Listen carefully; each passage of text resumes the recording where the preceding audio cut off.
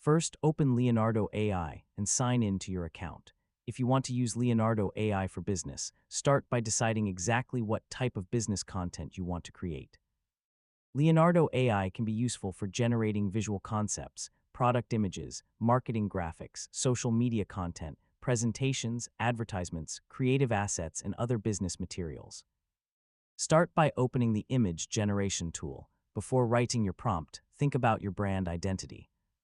Consider your brand colors, target audience, industry, visual style, and the message you want your image to communicate. Now write a detailed prompt that describes the business visual you need. For example, if you're creating a product advertisement, describe the product, background, lighting, camera angle, composition, and professional commercial style.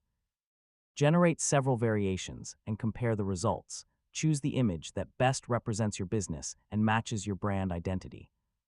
If the image needs changes, use the available editing tools to adjust the background, composition, or other visual elements.